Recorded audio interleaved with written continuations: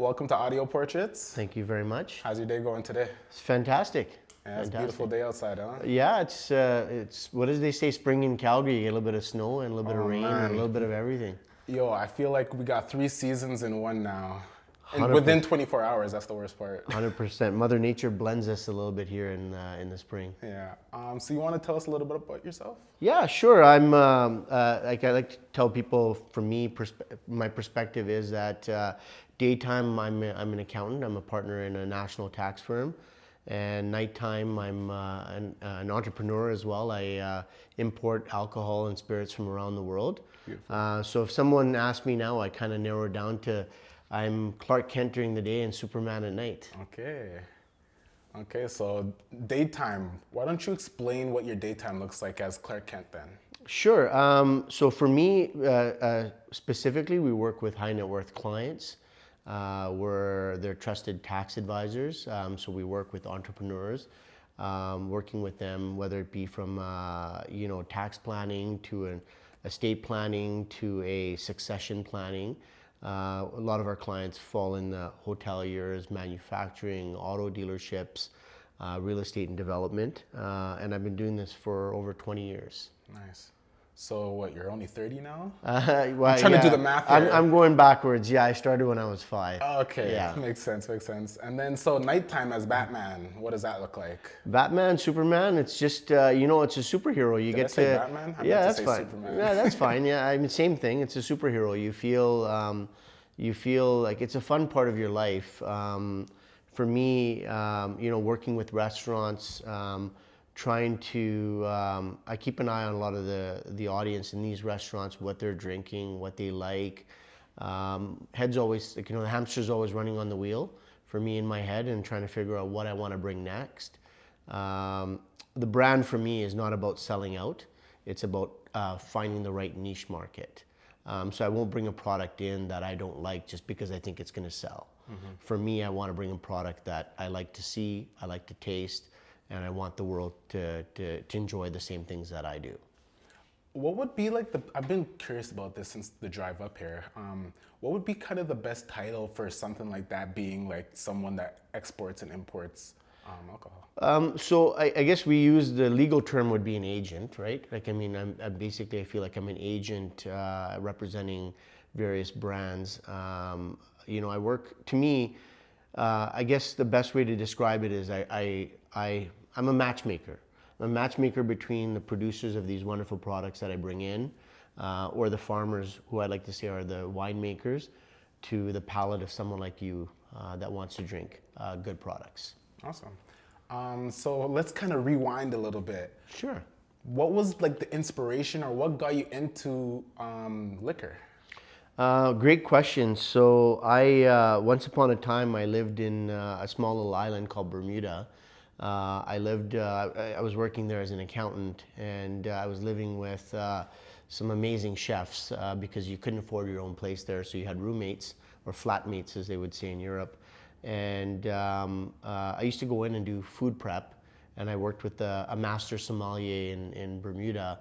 And so I had a good nose that I've developed over 20 years. Mm-hmm. I'm trained as a WSET as well, so Wine and Spirit Education Trust. So I essentially have the knowledge base and the palate to find products and be able to distinguish between quality and non-quality products.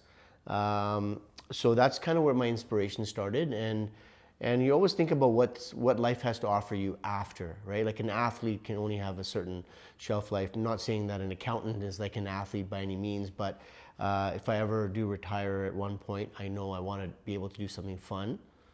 The alcohol business gives me the ability to travel, to meet people, whether it be my producers in Spain or Italy, or my champagne producers in France. I always have a home to go and visit. And so for me, that's kind of what inspired me to do this. That's nice. So I kind of want to understand, like, was this something that you always wanted to do, or did this kind of come out of left field? Like, how did this kind of happen for you? So you always try to figure out what's next, what life has to offer that's next for you. I've always enjoyed the alcohol side. I've always had friends or clients call me and say thinking of having wine for dinner. What do you recommend? So for me, I don't think I'm a snob from a price point perspective, but I'm a snob from a quality perspective. So that kind of like, has always been in the back of my mind, and I'm like, what do I want to do? This is a great opportunity. It's a struggle, it's a hustle, but 2 years in, I think we're doing very well. And I mean, I think you got firsthand experience of some of the products that we bring in for some of the restaurants. So that's really what inspired me. That's a good segue there. You said that it was kind of a struggle a little bit there. How do you go about sourcing your liquor? First of all, there was a lot of travel involved. You're meeting and you're breaking bread with a lot of the producers. Say, for example, from a wine perspective, I sit down, you taste a lot. The good thing about the wine and the spirit world is throughout the year, there's different conferences. And for example, there's one called Pro Wine, which is in Germany every year. And it's probably about 5-6 exhibition halls wide, so the property would be probably 3 times the size of the Stampede grounds, and you're visiting all the producers that come in and try to show you their products. So any given day you're tasting between 100 and 200 different products and spitting them out, and you get to determine what the quality is and the flavor profile and the price point that you want to bring in. So do you just have like a tongue for that? Like, how do you know what's good and what's not good? It's subjective, honestly. I believe, again, not to be snobby, I think everybody has a palate, right? I look at alcohol like, green banana, yellow banana, right? Some people want overly ripe. Some people want, that greenness of a wine. That's kind of what I try to do, is try to find something that hits every palate. Awesome. So why don't you tell us a little bit what we got here on the table here? 100%. So we've got a project that I've been working on for a while. We'll start off with an award-winning Irish distillery that we work with called Muja. And the beauty of that Irish whiskey is it celebrates 2 things. It celebrates the expression of Irish whiskey, but most importantly, we take the barrels, we move them into Italy, and the bottle's designed in Italy. I like to call this the diamond in the rough. So you've got a glass that's shaped like a diamond, that's in concrete, that's floating. So it's a beautiful, beautiful product, both not just on your tongue but on your eyes. And then we've got our organic line of organic, additive-free, and kosher line of tequila called Suave.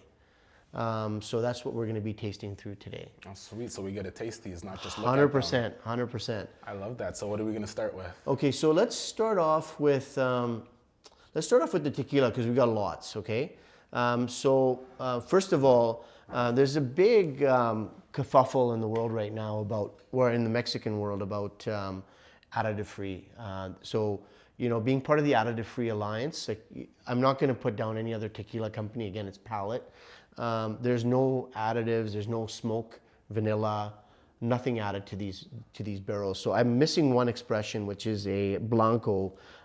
It's my favorite. So when you actually put it on your nose, you smell, the vanilla, sweet, it's a sweet finish.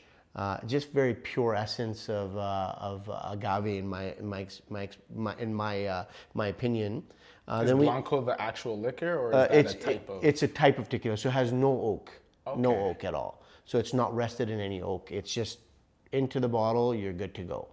Okay. Full disclosure, I love tequila, but I know nothing about it. So everything you're going to be telling me is fully foreign. Perfect. So I might ask a lot of questions about it. So it starts off in our fields at Suave. There is no pesticides, herbicides, nothing sprayed on the agave plants. And then we take the piña, which is the size of if you take a pineapple and multiply it by 5, that's typically what a piña would look like. So you're actually roasting these, and then you're expressing them. So if you imagine if someone makes 1 million bottles, how much juice can you get out of something like that? So that's the number one thing. So when you're looking for a good product, whether it's wine or whether it's tequila or whiskey, ask how many bottles do they make? So for example, we're very limited in production. And añejo is an expression that takes 36 months to be in the barrels. So that takes a while. So you can't just make it automatically. So me asking that question, does that, and if I get the answer that the product has a limited amount, does that mean that it's more exclusive, or does that mean there's going to be a change in the taste? What does that actually mean for So me? for you, there's a couple things. There's it's limited. Obviously, price point's a little bit higher, but I can tell you what you're drinking is going to be a pure expression of what tequila should be. Okay. So that's the most important thing. Okay, cool. Okay, so we have a lunar here. So this is what you would typically have. It's a step up from the Blanco. We rest this in for one lunar cycle, which is 28 days, in American oak.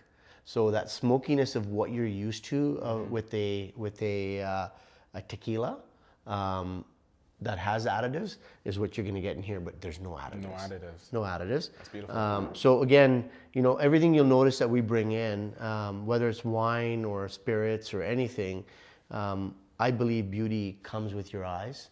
And then there's a surface element of beauty, and then there's a deepness, right? So 100%. Like an iceberg, you see the top, nobody realizes how beautiful and the bottom is, right? So I want I want people to see my products and fall in love with them with their eyes and say, that looks beautiful. And then when they open up the bottle and they try the juice, they're like, this is spectacular. It's just as beautiful on the inside and outside. But as human beings, we're attracted to what we see first. Yeah. Then we fall in love on the inside. So this design is fully yours as well. Well, it's the collaboration of great people within these organizations. Okay. Certain of our products we do have input. Suave actually did their own work, and they did a fantastic job in my opinion. Yeah, you were showing me this bottle off camera, and yeah, like you were saying before, like the feel of the bottle is very amazing. I was very caught off guard by the lid. The lid feels like a 10-pound weight on there. Yeah. Is there a reason for that? Well, I think I think you're just, again, that pressing of the piña, right, when they actually roast it. So you get the heaviness of the bottle, the cap, in my opinion. But again, everything that you do with this bottle feels good. Yeah. Like the way you hold, the way it's angled, the bottle, and fits in your hand, the way the cap sits in your hand, it just feels great. So that's, to us, is why we did this. Okay. I like that you guys design your product with meaning behind it. It's, like you guys do it with intention. And yeah, that's a beautiful thing. I like that. 100%. I mean, again, not to put down any other, there's a place for everybody in this market. Yeah. And there's palettes in this market. But what you see is what you get with the bottle. It's beautiful. There's no gimmick. This is not a club culture where, sparklers come out. This is actually great tequila. This is what you want to sip, in my opinion.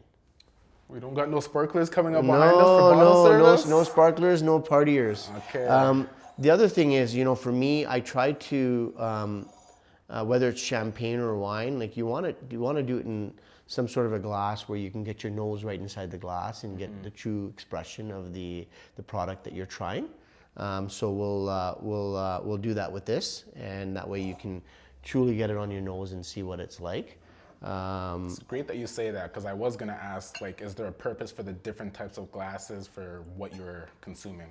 I think, for me, even for my wines, like I'll drink in universal glasses. For me, the key is the opening has to be big enough for your nose to go in, to get a sense of the expression, get some of the notes, right? Like you're opening up again, like a wine, you're swirling it in the glass, you're opening up the product a little bit and saying, how does this taste? How does it, you know what I mean? How does it look in the glass? Is it clear? Is it, look at the whether if there's any imperfections in it. But I mean, it's just a beautiful, beautiful expression of tequila, right? So, what do you think? What's the first thing you get on your nose? It smells like a typical tequila, right? It smells like a typical tequila. It has like I feel like it has like a sense of maybe more fresh, but like stronger feel to it. Well, you definitely get the agave, right? Yeah. And you get that smoke from the the barrel for just 28 days. So you get the color, right? You get a little bit of the color on there. You can't see it on the backdrop here, but you can see it in the backdrop in the bottle. It's almost like a, it's just like just a dullness of beige in there. It's just a beautiful. Yeah, because in the cup it kind of almost looked clear at first until you actually mentioned that. Now that I'm looking at the bottle, you can see the different color in it. That's the oak. Okay. 28 days of oak. So you'll see the color variations in all of these, right? Awesome. Yeah. Is this something that you cheers? Cheers. Absolutely. You cheers everything. Celebrate life and celebrate someone's hard work, because I can tell you they don't get to enjoy this as much as we do, right? This is the fruits of their labor. So we just take it in and they do all the hard work. All right, well, cheers Cheers. to that.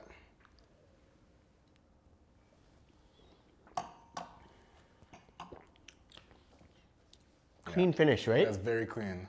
Very Because clean. usually, like, I like to compare it to when you're, at the club or something and you take a shot of their house tequila. Everyone always makes some type of face because of that, like, aftertaste with it. And Yeah. with this, it goes down very smoothly, and it doesn't have that, like, bitter and nasty, lingering taste. You get that sweetness of the agave. You get like that smoke of the barrel. It's just fantastic. I think And what it's it is, clean. I like the smokiness about it. Yeah. So the other thing with these products is we want to keep them true to what you would find in Mexico. So what you'll find is that these are not your blending tequilas. So you do not want to put these in a margarita by any means, or a batanga, right, with the Coke inside. This is just sipping tequila. So sipping tequila, the range of tequila in Mexico is anywhere between 35 to 40%. Okay. Those are sipping tequilas. We blend these at 36.4. So you're not wanting more for alcohol. It still has the right amount of burn to it, but that smoothness comes from the way it's blended, right? So it's not like an overly high in alcohol, high proof alcohol. So you're not getting that burn in your mouth and in your, going down. So it's very smooth. Okay. What are some factors that you look for when you're trying to import and export liquor? So first thing first is, it's like obviously nobody's rich in what they do, right? Like, it's not like it started off as a hobby, but definitely you don't have money to throw around. So the first question is, would I buy this? Would I drink this myself? Do I like it? That's the number one thing for me. If I like it, doesn't mean everybody's gonna like it, but I gotta stand behind it. So you're telling me kind of one major factor is you're deciding on the liquor based on how you feel about it. 100%. And then the world can decide for themselves after that. 100%. So the hustle is that you're trying to sell your vision, right? Why you like it. Yeah. And again, I work very closely with people in the industry. We're always tasting together. Like for me, for example, we were talking about, going to one of the restaurants last night. I've got a product, I like it. I just want to, make sure someone else sees, my vision in there, right? Like it's like an artist, like, if they're painting something, everybody thinks Picasso is great because they like his work. For me, I want someone who's a mixologist to say, I like that. Cool. Right? And so the feedback's been great. Like, it's not like just hitting darts and trying to aim at a board that's wide. I love that answer because, like, when you're a true advocate for what you're producing, it's a lot easier to try to sell it to the next person. You know what I mean? Because like, 100%. if you're just making it up, you can sense bullshit from a mile away. Oh, right? 100%, yeah. 100%. And products speak for themselves, right? Like typically, like it's, like again, if you see this in the bar, like, the bottle, you're intrigued by it, you're like, what is that? Like, what kind of tequila is that? And then number two is, I want to try it. And then when the bartender says, okay, so I can get you to try this, but it's a sipping tequila. What's a sipping tequila? It tells a story, right? Versus just give me something that's, I'm going to do a shot of. Yeah. I kind of want to go back to the struggles that you kind of said. Yeah, What 100%. what would be some of the regulatory constraints that would come with this business? So obviously everything gets approved by Alberta Gaming and Liquor, which is fine. And now there's the Beverage Management Container Recycling Board that approves bottles. That part is not difficult. The logistics of how you get the products in from shipping company. After 100 import, we've imported 100 times now from around the world. So our reputation has grown within the shipping industry. So logistically, sourcing products, bringing products in, the timing it takes to bring the products in, those are more of the hurdles. And then the biggest hurdle, in my opinion, is you're unproven. So, you have to be relentless. You have to knock on doors, and you have to be a hustler and say, you got to try this. Well, who are you? I'm a new player in the industry, 2 years in.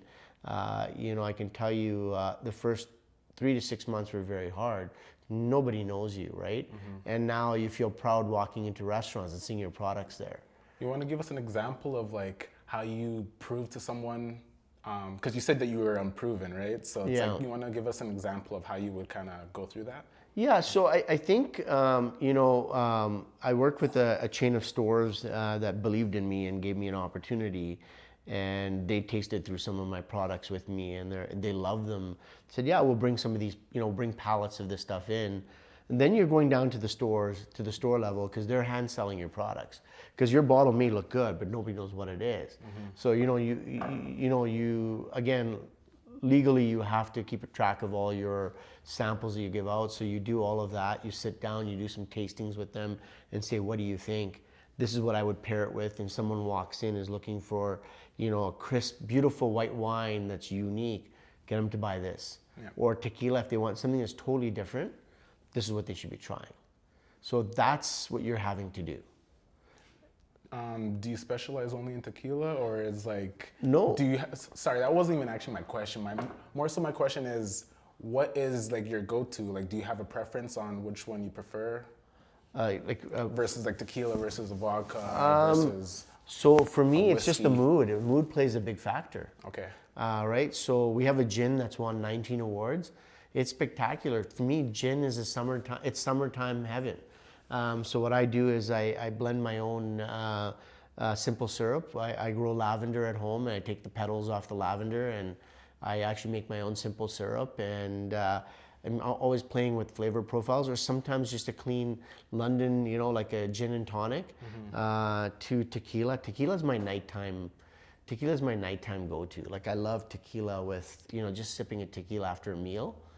Just to settle yourself and put yourself in that happy place. It's like listening to Bob Marley, right? Anytime you listen to Bob Marley, you're in a happy gives state. You that type of vibe. Happy, and this for me, tequila from Mexico is just like is Bob Marley in a bottle, right? See, it's funny that you say that, because like if I ask like a typical, just a random person on the street, like I feel like they would give me a different answer, where it's like, I drink tequila to, party or to be in that type of zone, you know what I mean? And you're kind of telling me that it's not like that. And I love your opinion on it, because it's not your typical answer that you hear all the time. Yeah, it's mood. Like, for example, if you're eating a steak, rare that, again, it's up to you what you do. There's no set rules. Yeah, of course. But typically you'd go to a red wine, right? Like a big red wine, depending on how much fat content is in the steak. Type of wine will make a difference. If you're eating a lean steak like a tenderloin, it might be something different than if you're eating something that has like fatty like a ribeye, right? Yeah. Or A5 Wagyu, because of the delicateness of the fat. For me, I think it's the mood that you're in, and I think that's what you should pair the alcohol with. Sometimes a beer is great too. Yep. I don't have any beer in my portfolio, and the reason being is I'm not a big beer drinker, but beer is great. Like a nice, a beer on a hot day sometimes is great.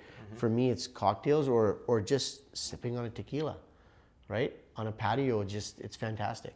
So I see that you have like 4 different Suaves here. Is that the proper pronunciation? Yeah, Suave. So there's a lot more, but these are the 4 that I brought for you to try.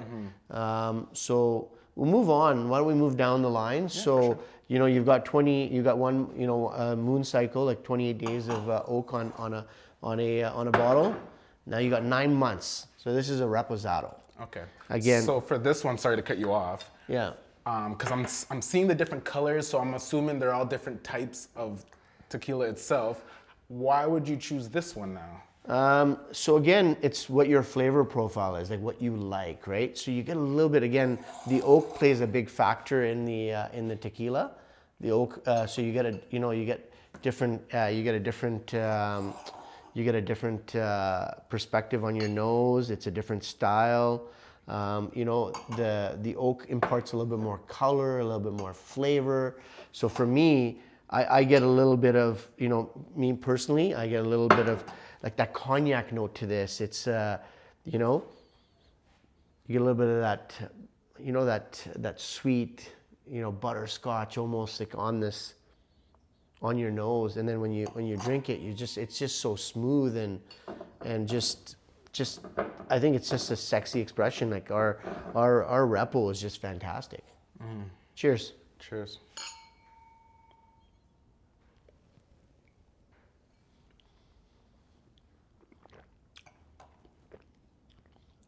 Not bad, huh? Not bad. I'm trying to decide if I like that one more than I do, because when it comes to tequila, and again, I'm not sure why or what the differences are, but I always go towards the clear versus the darker. Yeah.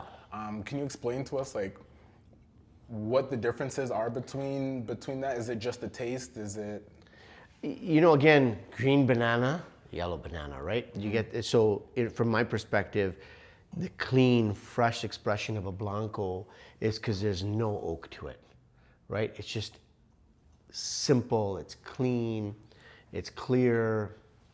You get like the more fruitier notes on it. As soon as you start adding, age and oak, aged inside oak, you start changing the flavor profile. Okay. Right? So you get that smokier, you get the more of that creaminess, right? Of that, for me, it's like, you get like that cognac note to it. So for me, I think it's just, again, you're getting from a clear, simple liquor to a more complex with age. Nice. Yeah. I think I do like the clear better than that one, but that one it went down very nicely. Smooth, right? And yeah, it tasted amazing. So imagine wrapping up a hard day, sitting at home in front of a fire, or a cigar. This is what you would do. I was just gonna say a cigar would be so nice with this. 100%. So again, you're not doing your traditional scotch or whiskey. You're doing tequila with the cigar, right? Yeah. Most people do cognac or port or... I've only ever done cognac with it. Right? So now you've got like something that can compete with that. Yeah. Yeah. And I feel like this would be my go-to if I were to have a cigar now. 100%. I mean, you want to try the Joven? Yeah, let's try the Joven. So the Joven is a mixture of all of our expressions. Our Repo, our Lunar, our Añejo, and our Extra Añejo. So you get like a nice mix of different products within our portfolio, Okay. and carefully blended. We've got 2 limited edition Jovens. Jovens are very hard to find in the market. So we have a Grover and a Scarlet. So this is Grover. So these are your typical like they're bigger tequilas. So you'll find that they come off a little bit hotter. And the reason being is that these are actually blended a little bit higher because of our collaboration with Tequila Matchmaker. So this, if I'm not mistaken, is around over 40% alcohol, and you can get that on your nose. It's 45% alcohol, but still not overwhelming, if you know what I mean. So what is Groven and what is Scarlet? Grover, well, it's just 2 names, Grover? Grover and Scarlet, right? Based on the colors of the bottles, like of the labels. So we just named them just for fun, Grover and Scarlet. And full disclaimer, just letting everybody know watching the podcast right now, you probably do see us pouring 3 glasses. None of us are drinking an extra one. We do have someone off camera drinking one. Just had to point that out. He's been very sly the way he slides his glass forward, doesn't he? Which I don't blame him. He should have fun. Yeah, 100%.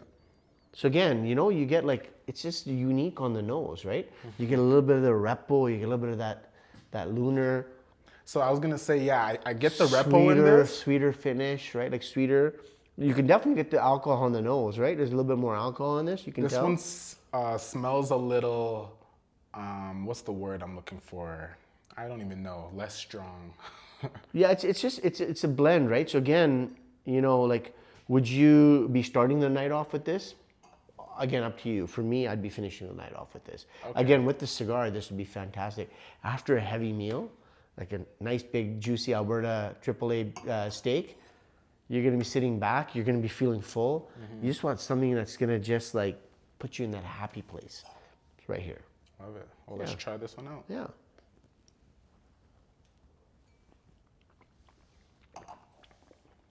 Ooh, that one has a little more of a kick to it. It does, but again, very smooth. Right? You don't feel like you get that caramel, that vanilla finish, right? There's a lot of flavors in that one. Yep. I don't know if I'm saying if there's a lot of flavors, but I'm tasting a lot more on my tongue right now. There's a lot of different expressions in there, right? Yeah. Yeah.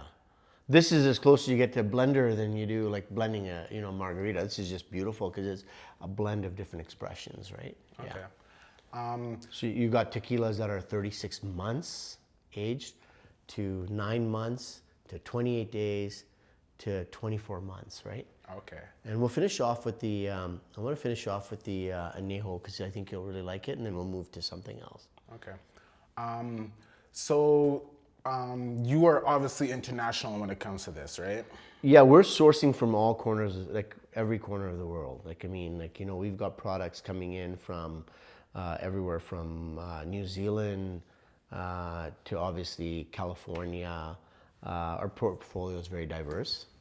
I will not add a region, and I will typically not have 3 of something. The only thing I have 3 of is my champagne, because champagne is one of my favorite things. So I have 3 regions within champagne that I work with, and different styles of champagne. Okay. So Yeah. my question is, how do you navigate the rules and everything when it comes to international liquor? So the rules are very clear cut. You follow the Canadian rules of importing, right? So you work with the government here. I think the biggest thing is navigating through the risk, right? Like, do you know these people? I think that's the bigger part of the risk, in my opinion. Do they know you? Do you know them? How do you work with them, right? You establish trust over time. Why would someone take a chance on you? So how does that look like though? So like, let's say I'm new into the agency world and I want to import my own internationally. How do I build that relationship with someone? So I think it's, again, knocking on doors and, and in areas where, the products aren't represented, or certain brands that aren't represented in Canada. But after a while, people start finding you. So we have a very big team in Europe that is totally scouring the market, trying to find products that I like. We sit down, we taste together a couple times a year. They know what my nose is like, they know what I like, and they're always connecting me, and we're always having, WhatsApp calls, video calls, talking about what I'm looking for, giving them feedback on products, why I like it, why I don't like it. I think you walked by my office a little bit, you saw the boxes in there. Yeah. My Sundays are spent hours, probably 2 to 3 hours tasting through different products and spitting them out and saying, do I like this? Is this going to work? Number 2 is looking at the price point and the reputation, right, of the winery, and making sure that they've been around long enough that there's stability in the inventory, right? Because the worst thing you want to do is from a supply chain, bringing something in, all of a sudden they discontinue it. Now all of a sudden you're letting one of your restaurants down. Yeah. Okay, awesome.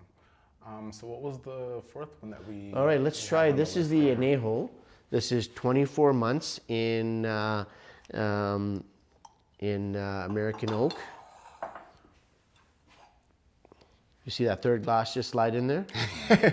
Magic. This is a fantastic tequila. Like, again, you go down the flavor profile of what you like. This is spectacular.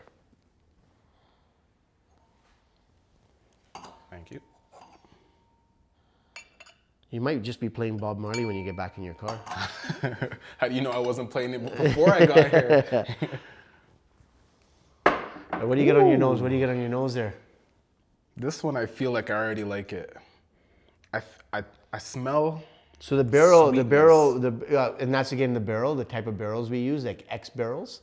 So basically a barrel like that either contain, like a bourbon, American bourbon in this case, right? Some are ex-sherry, some are, depending on the expression of the tequila or whiskey maker, but this is actually ex-bourbon, so you get that sweet notes from the bourbon, right? Ex-bourbon. So bourbon was housed in that barrel. In that same barrel. Barrel over time, and then when they pour the bourbon out. They Really? Yeah. So that's how you play with flavor profiles of whiskey, right? Really? Because whiskey starts off as a clear spirit, right? And then it's distilled clear, and then the age of the oak, and they char the oaks, they rest other products in the oak. They take on the expression of the product that was in there. So sherry export sometimes for whiskeys, but for this, I can tell you right now, this is American. 2 types of oaks. It's an American oak, and it's also a ex-bourbon barrel. So you get that sweetness of a bourbon. That is very interesting. I never thought of that, and it makes me think immediately when I first found out in the restaurant industry, for example. I know a lot of, because my dad used to work in the restaurant industry, and he had this certain pot or pan that he didn't necessarily clean for a purpose of getting those flavors extracted into the meat or whatever he's cooking on there. Yeah. So I feel like that's almost the same sense with the barrel. 100%. To find new flavors, like you said, right? 100%. So it's like playing with the recipe, right? Like you add a touch of salt, maybe some oregano. Same thing. Like, there's a lot of science behind this. There's a lot of blending to see if it works and does it, how it tastes. So it's not just, it's an art, right? The art of spirit making is very difficult. Like you and I, we'd struggle with it. We get the easier part. Yeah, We exactly. get the easy part, right?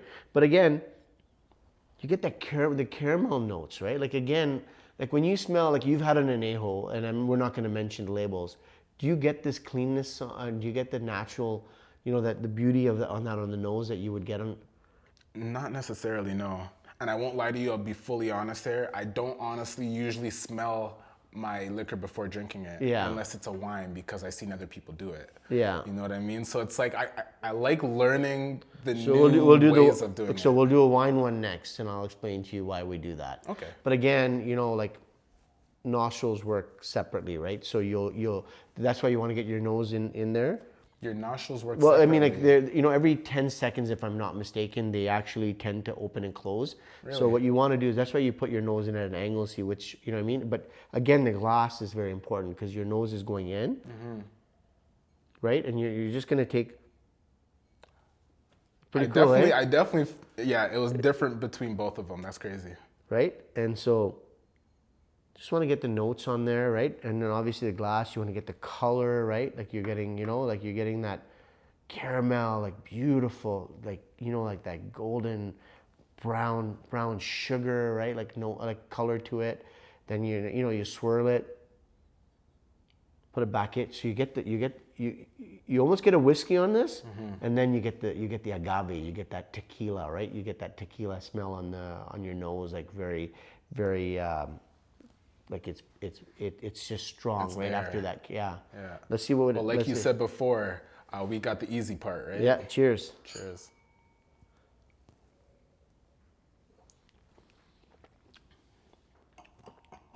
Yeah. Do we still like the clear one? I love the clear one, but I think that one beat it out now. Yeah. I like the sweetness to it, and the smell for me, I think, is what made me like it before even trying it. Yeah. Beautiful, huh? And even on your, so the other thing is when we're tasting any alcohol, we have all these, our glands, like our buds in our cheeks, right? So if you put your face down and just open your mouth a little bit, you keep salivating. So that finish is crazy long, That's right? why you say that, because I'm literally salivating with you, right? Like without even doing that. Yeah, but it's a long, crazy finish. And you get that, it's just like you want more. And there's certain alcohols that are commercial, like we call them well drinks, where you just pour and mix with them. They don't leave you feeling the same way. They just want you to rinse your mouth with something else, right? Yeah. Or more of it. This is just like, it's just a crazy long finish. Yeah. With all the different liqueurs that you do, is there a cultural difference between them? So it's like an Indian restaurant, right? There's different regions in India, so that doesn't play a factor in there, but someone's style of cooking, right? So what it means to them. So for Suave, what it means to us is we want to blend true to what you would find in Mexico. In Mexico, you would not find someone taking shots of tequila. they're sipping. Like, I don't know if you've ever, like, we talked about your background. You're Jamaican, if I'm not mistaken, right? Correct. Like rum, people don't mix rum with Coke No. in those parts of the world. Like they're in the Depends what Caribbean. type of rum they use, but Right, you're correct. right. And so like when you have a nice aged rum, again with the cigar, but just again the finish, they're made to sip, right? So this is what the brand is for us at Suave, is to make sure that it's your traditional, what you would find in Mexico. Stylistically, is what we would consider to be a tequila. And obviously it comes in within the region of tequila, right? It's a very narrow region within Jalisco that, you can call it, tequila, right? You can go outside and those are non-denominational products, so you can't call them tequila. But this, we wanted to, again, stylistically for us, what tequila means for us in Mexico as a company is what we would want you to drink. Okay, I love that. Yeah, the tequilas are definitely a nice touch. Look at the color differences, right? So you got 24 months and you got a blend of 36 months, 24 months, 28 days, and look at and 9 months, and look at the color. Look at the color variations, right? Like it's just like So I would assume the darker colors mean that they're aged longer. And they see more of that oak, right? Obviously. Yeah. Okay, that's very interesting. Yeah. Yeah, I feel like I'm learning a lot just from having this conversation with you, because like I said before, like I've tried a lot of different tequilas, but like I'm not a connoisseur by any means. So like learning what it means to look at the color of it, and to understand what those flavors taste like and smell like. Yeah. It makes tequila drinking a lot more fun. No, 100%. But I mean, now I would say you are a connoisseur, right?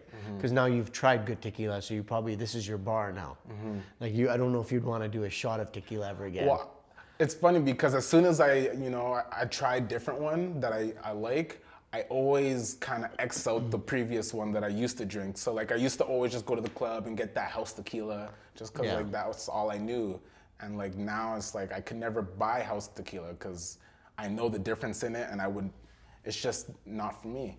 And now trying this one, it's like, the difference between that and let's say the house tequila is beyond me. Well, so imagine driving down the highway, the California, like down the Pacific coast, seeing the ocean. Would you drive fast or would you drive slow? I'd drive slow. You want to take the beauty in, right? This tequila is the same. Again, you're not going to be drinking high quantities of this if you're at a bar. You're going to enjoy that drink. You're going to like sip it and enjoy it. And that's what these are meant for. Are you a poet? No. I like that. That was a but bar. that's the way you would do it, right? All right, let's try something a little bit more fun now, something different for you. I guys. Love tequila, but like I'm very excited for this one, mainly because of the appeal of it. All right, feel it in your hands first, right? So you feel the concrete diamond in the rough, and you can open it up.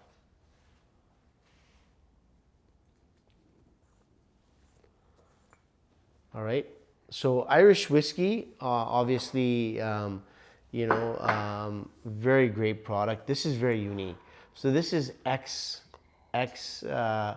bourbon and sherry cask. So you're gonna get like a sweetness on your nose, and we're gonna pour it in true whiskey glasses here for you guys. What is this made out of? It's actually concrete. This is concrete. Concrete, yeah. The way it feels is amazing. It does not feel like concrete. Yeah, it's great. Again, it's eye-catching design. You get it. You know what I mean? Like imagine seeing this at a bar. You're like, this is great. All right, let's go, gentlemen. Tell me what you get on your nose. So we want to change the glass as well, obviously, right? Because you don't want to like. So why this glass? So that's a whiskey glass. You can still do it in the same glass. I just didn't want you to mix the two different spirits, right? Because they have a different nose, right? What are you getting on there? Yeah, that was crazy so I did the two nostrils. Yeah. The first nostril was sweet, and then I got like a little tanginess on the left one. Yeah. But I get a lot of, Is this one sweet? Is there some? Well, you tell me. Does it smell? It There any? smell- it Is there smells any sweet to me. familiarity with one of these? You get a similar kind of note, but tequila is very distinct. Yeah. Scotch is very distinct I'm as not well. getting the same note from any of them. But you're getting the sweetness that you would get in I'm this. getting the sweetness. Yeah. Yes. So that's again the barrel. The barrel plays a big factor there. All right, let's see the number one most important part. Let's see how it tastes.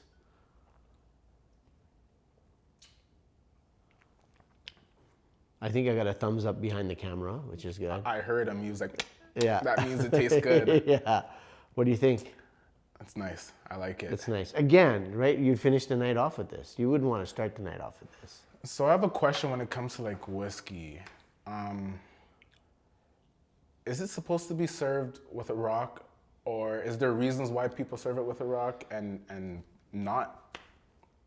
Okay, so great question. So I always tell people if you're pouring whiskey, even tequila, you could try this with tequila. Have a little bit of distilled water on the side. Take a straw, put it in, have your finger on top of the straw. Try it without, and then try it with just one drop of water. You know, like move it around in the glass, right? Changes the nose on it, right? The water just opens it up a little bit. It opens up the flavor. Well, I think to me it opens up the nose a little bit, right? Okay. It opens up the nose of what you get in the glass, right? Okay. And then you kind of decide from there. You like one drop, you like two drops. Some people like ice. I mean, even with tequila, it's the same thing. Like I'm a very clean, like I like everything neat. Worst case scenario, I put a drop in, but hey, maybe you want an ice cube in there. It dilutes it, right? The water dilutes is diluting that, right? You're taking pure alcohol, like you're taking alcohol and you're adding water to it. So there's not a specific need Whatever- for a rock for what- it. It's just Whatever you want. So now you can find rocks that are like, you know, they're actually rocks and they freeze and they just, I've seen those. yeah, keep it cool. But again, it's whatever your preference is. I think our guy behind the scenes really likes this. Like he's got his nose in on this glass, so I think I got to get in on this action a little bit. So I'm gonna just rinse the glass off a little bit with just a little bit of the spirit here and just. I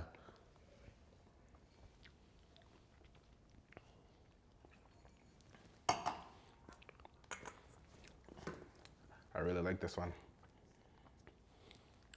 So again, you fall in love with your eyes, and then when you drink all these products, you're like, man, they just match the bottle, right?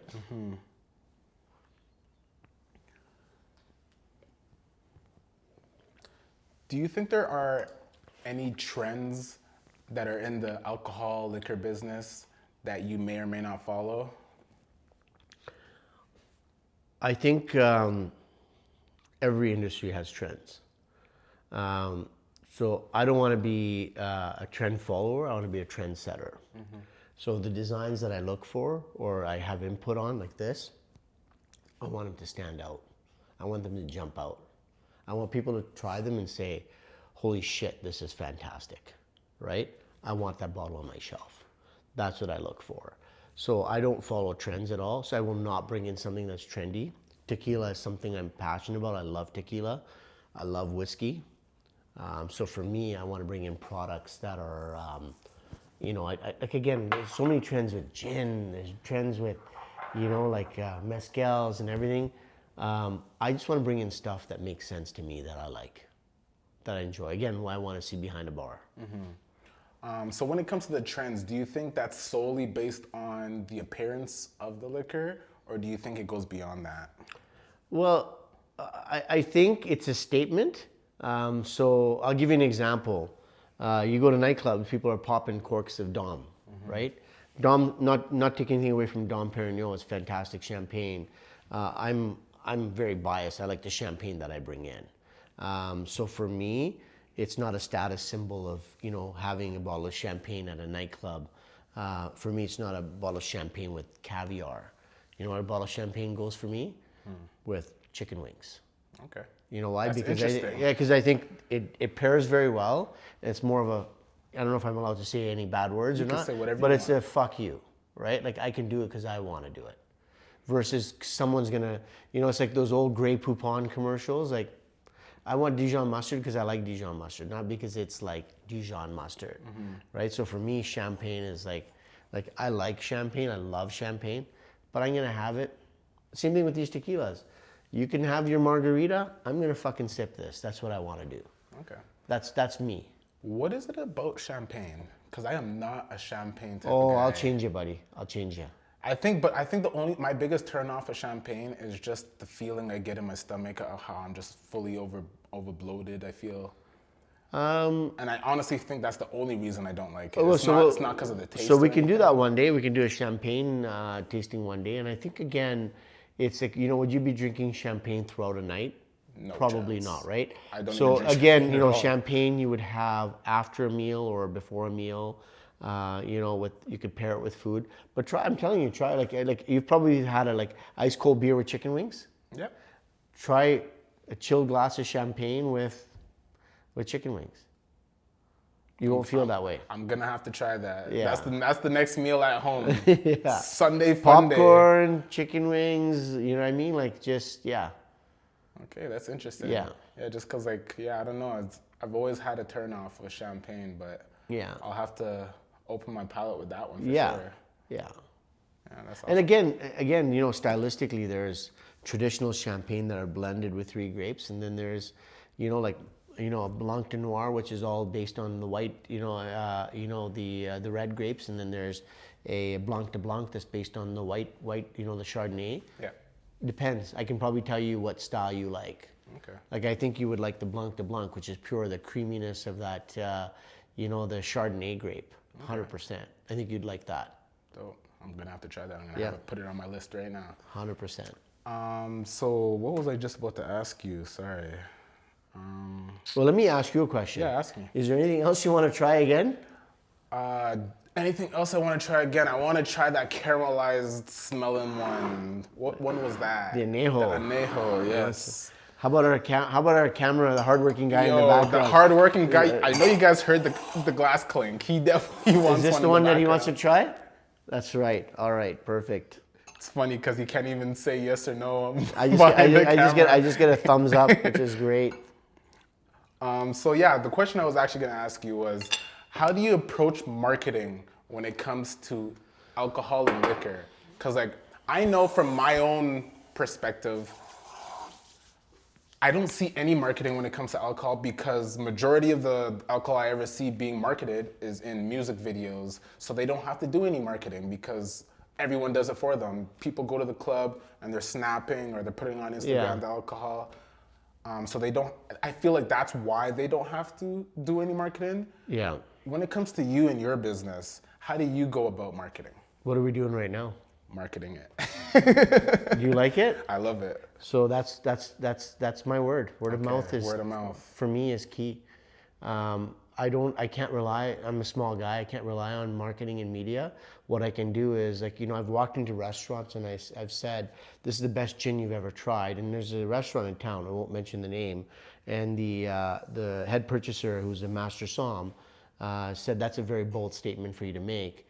And I said, well, take the challenge. He tried the gin, grabbed the bottle and put it behind the bar and started selling it. So to me, that's my marketing, right? To me, it's word of mouth. It's education. It's education. I was gonna 100%, right? What differentiates what you do with me today from someone else? I can tell you right now, you're personable. I can see the passion behind your eyes there. You're excited about talking to people. You're excited about sharing, knowledge with the world. That's what differentiates you from everybody else. I'm no different. And it's the exact same thing with you.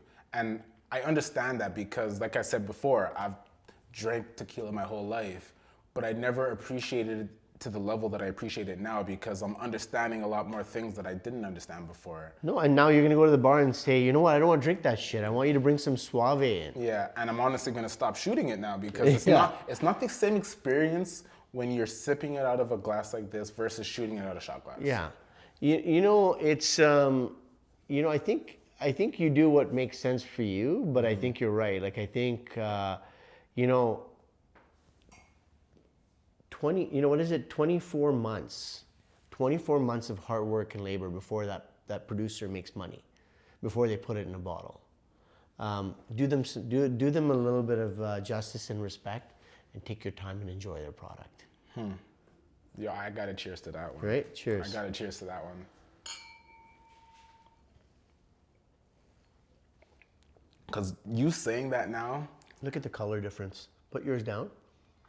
You can see the Wow. age. Anything you can see the age difference, right? because this one looks like whiskey to me just straight out the glass, and this one looks like a white wine.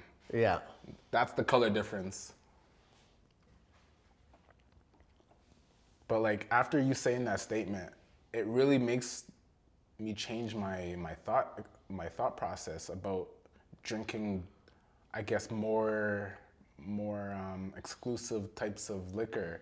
Meaning, because what you said there was very important. You said that if you just shoot the tequila, you're not really appreciating their craft. Whereas I sip it, I smell it, I appreciate it a lot more, and I feel like that goes a long way. No, it does, right? And it's you get lost in the moment, right? Like when you put your nose to that glass again, like we talk about experience and feeling, right?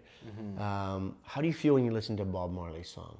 Depending on the song. I feel calm. I feel happy. And yeah, just You're in a that good moment. mood. You're in that Yeah. same thing with alcohol. You're in that moment, right? You're in that moment. Like the club, the environment around you slows down in slow mo. It goes to your pace as soon as you change the the way you outlook and the way you drink products, right?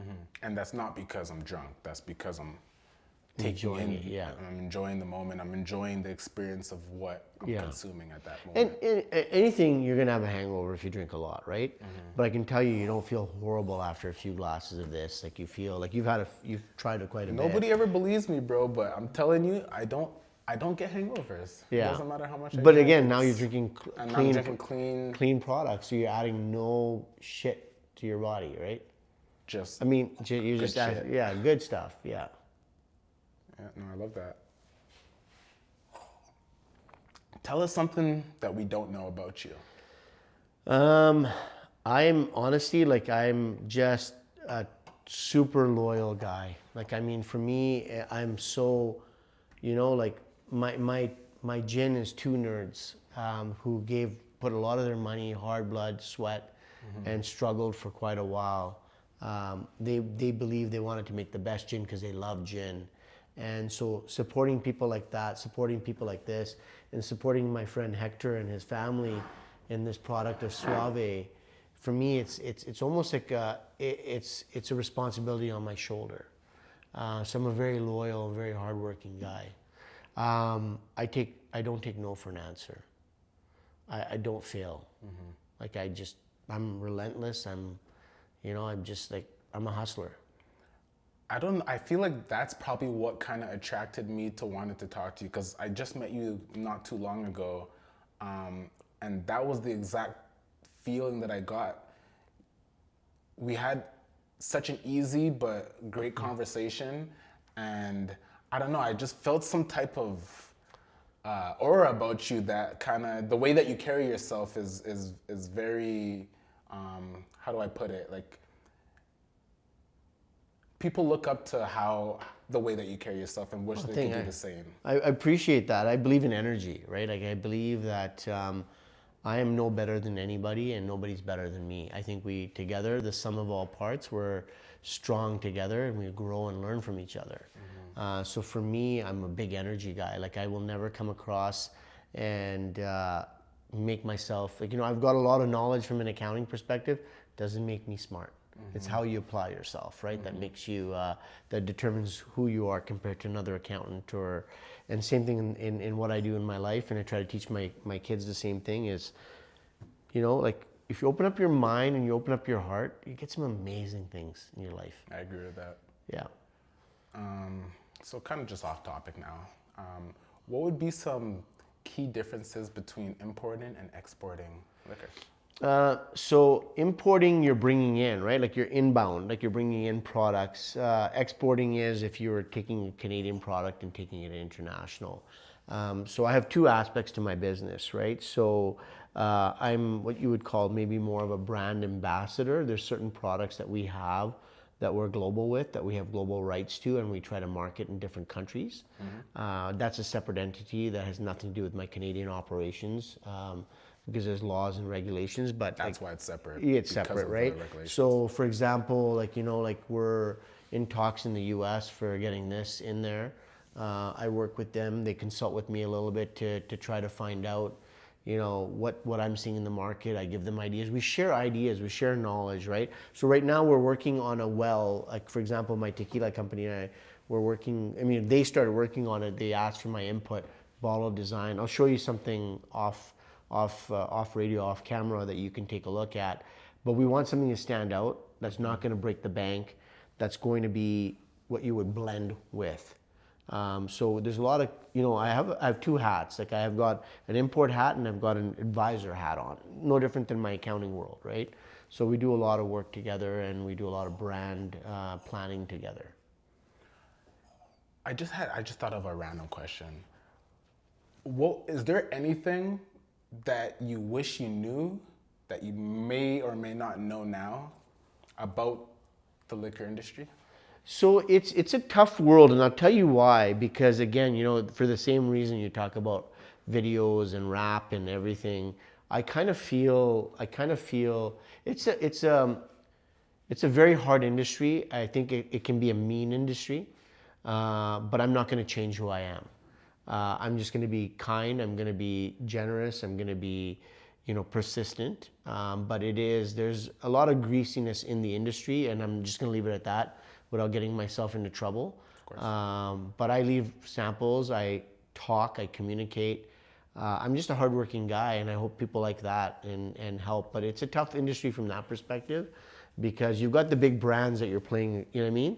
Yeah. That you're fighting against. Fighting against. So, like, I'm glad that you brought that up. Great segue. It's like, how do you compete with your Dom Perignon and with your big name brand liquors? How do you compete with that? Well, I think again, it's to me, it's education, and it's proof is in the pudding, right? So I think you try a product, you do side by sides, and say, this is a brand that's recognized, right? It's a status symbol, but it's this, right? And I want you to try this and tell me what you think. Like, if you're tasting a Grand Cru champagne and you're tasting a blend, the Grand Cru speaks for itself, right? Like, there's Pinot Noir that comes from different parts of the world. It's great, but Burgundy is Burgundy for a reason. So I'm pulling grapes from Champagne. Champagne is a region. So this champagne should be able to compete with each other based on quality. Okay. Yeah. So it's education. A lot of it's education. So speaking of education, like, if I wanted to get into this business, what would you tell me for advice? So I think, first of all, there's people who are book smart but not life smart, right? They can't apply it. So there are courses you can take. You can take the WSET certification, which is what I did. But I think the key is, to make sure you work on this first. Like, know what you like, your taste, your palate, your nose. If you enjoy that part of it, then I think, explore taking in some master classes. We can try doing some tastings. There's, you can do wine, spirits. Now there's sake, right? Like, you can do different aspects of the training that'll help your palate get to where it needs to be. Okay, awesome. I love that. Yeah. I love that. So we're gonna wrap up here shortly, quick. There's like a little segment that I like to do where, a previous guest leaves a question for the next guest. Okay. And so I'll read that question out for you. If you could switch lives with any fictional character for a day, who would it be and why? And just because we started off this podcast with you being Clark Kent, Yeah. we're gonna take that one off the board. Okay. It's funny. It's very fitting that you started the podcast with that, and that's what we're ending it with. Well, I think. Can you read that question one more time for me, if you don't mind? No problem. Because I've got two answers for you in two different hats. I got you. If you could switch lives with any fictional character for a day, who would it be and why? Fictional character. Oh my God, that's a tough question, right? It Because is. I mean, um, yeah, I'll take Superman off the table. Um, I'm a big Green Lantern fan. Like I am a big Green Lantern fan because I think the energy that you receive from the lantern, you know, and in everything you do. But I would say I love Pepe Le Pew as well. Like I mean, he was a very relentless, relentless character, right? So I think for me, a lot of it was a lot of that Pepe Le Pew, right, where he would step above his weight class and try to pick up whoever he could, right? Yeah. I'm not saying that's what I want to do, but I think that determination I really like. But there's so many fictional characters. I think the only way I can answer that is just set your bar high, man. Set your bar high. If you aim low, it's very easy to hit. Aim it as high as you can. There's so many inspirations out there that we can learn from. So many greats in our history that you can grow from. Preach. Right? Like you know, this, like we talked a little bit, we joked a little bit about Bob Marley, and I mean how inspirational he was when he found out that he had cancer and he needed money every time he'd go and produce a record. And it was like they were bangers, they were great, great albums, great songs, like great you know impact on history, right? Martin Luther King. There's so many great people that you can take you know inspiration from, right? So for me, you know, a superhero would be to save the world, right? Like you just want to save the world. Love it. And humanity needs that now. We need that more so than we've ever need. We need heroes today. I love it. Well, I would say that you are our local hero. Oh, I appreciate that. No, I have a long ways to go. Just one day, one foot in front of the other. That's all we could do. That's all you can do. Yeah. Just for our followers, is there somewhere where we could find you and your products? Yeah, 100%. So we're all over restaurants in Calgary. We're Collectio, so you know, collect instead of collection, the Latin word is collectiogroup.com. And on Instagram, collectio_imports, or through your, you know, obviously through your channels. Happy to chat, happy to spitball ideas, happy to debate, whatever anybody's looking for, happy to educate. Well, I'm definitely going to come back with a debate with some liquor. 100%. Cheers. Thank you very Cheers, much. I my really man. appreciate your time. I appreciate you for coming on. Perfect. Thank you. All right, well, if you didn't like that, better luck next time.